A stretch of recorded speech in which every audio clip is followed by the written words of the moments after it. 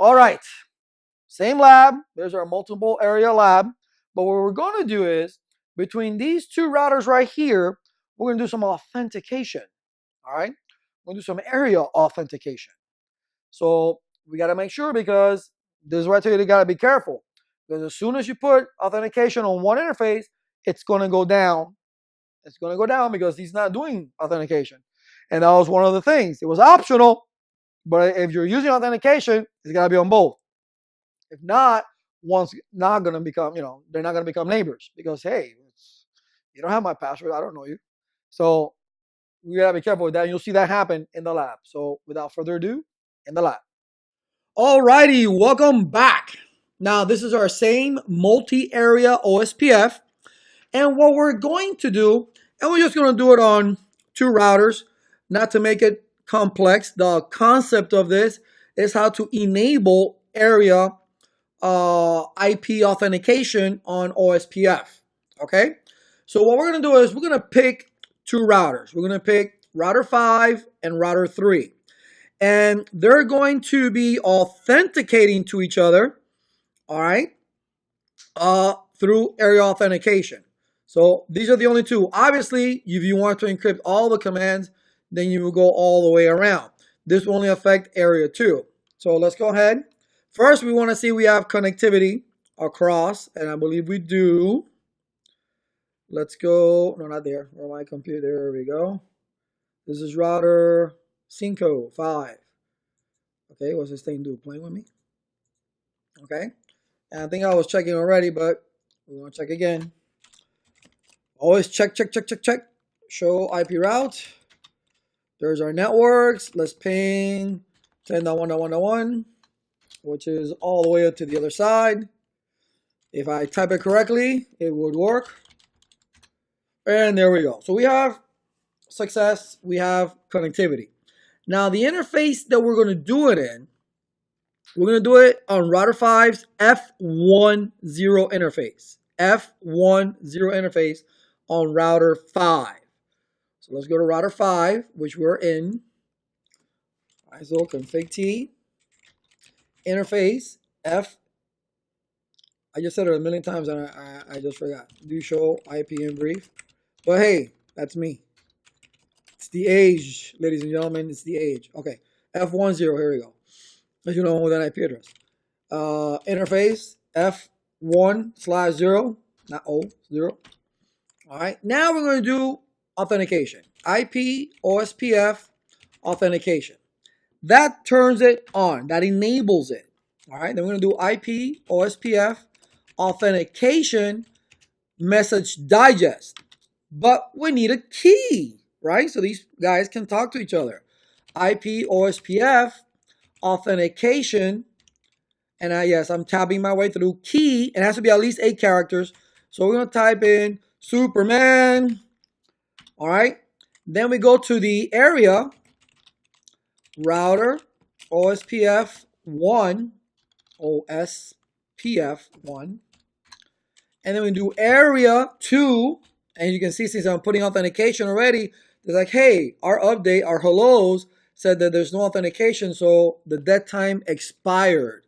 Area 2, authentication, message digest. As you can see, you question mark it, there's nothing else you got to do there. Do WR. All right, do WR. And if that's the case, if a dead timer expired, something must have happened to our routing table. Show IP, not router, but route. Okay.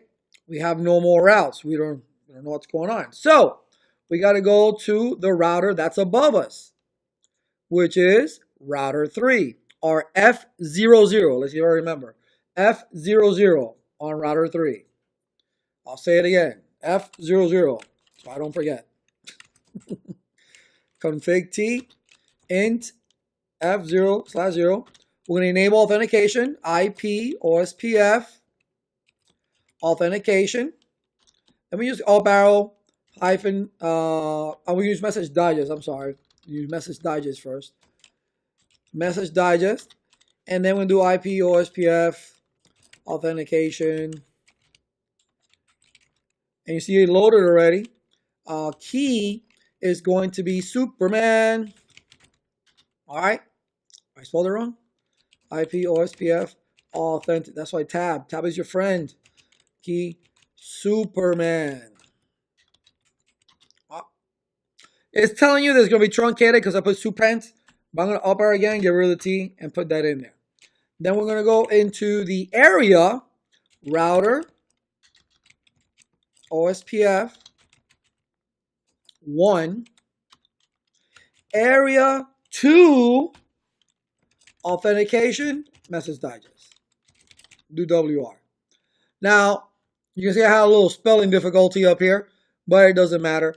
The first thing you want to do is under the interface that's facing router 5, you want to enable authentication. Then you want to do the message digest. Then you want to put in the key, which is 8-character Superman. I put Superman.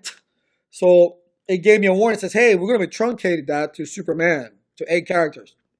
So I just got rid of Superman, and put Superman. All right, but it looks like we have some full loading done. Something's going on here.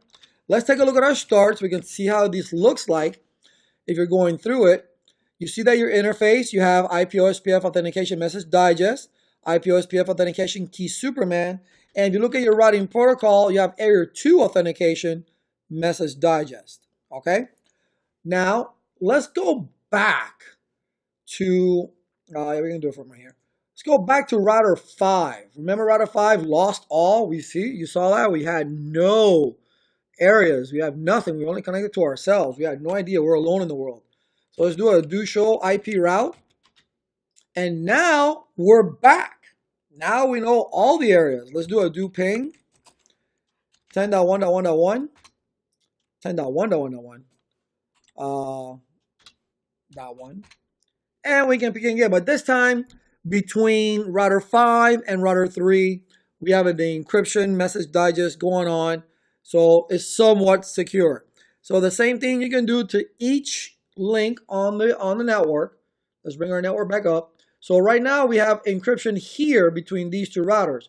We can do the same thing between these two routers, between these two routers, and between these two routers. Essentially, that's what you want to do.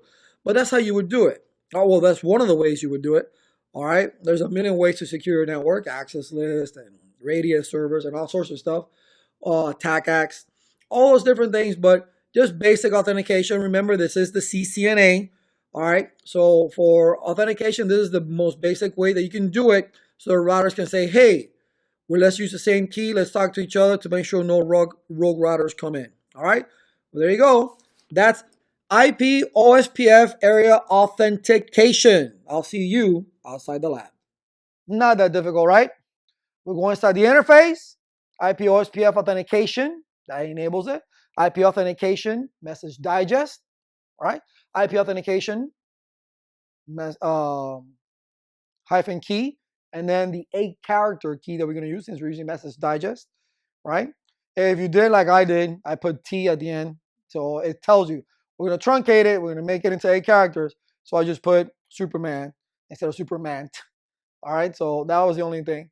And then, but you saw that the interface went down. We lost the neighbor relationship until we actually configured up. Oh, then we went inside the area, of course, router OSPF 1, area 2,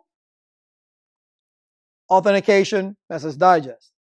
You know, but that's all you got to do. And then, boom, once we did it to both, we got back our routing. We're able to ping back and forth. Just remember, the keys need to be the same. They are case sensitive, all right? You choose the type of authentication you want to use, okay? But definitely be careful and remember the interfaces that you're in so you can go ahead, documentation, because it's not a simulator, you're a router. So document your work and which interfaces you actually did the authentication for your OSPF. Well, that's it. That's your OSPF authentication. See you in the next.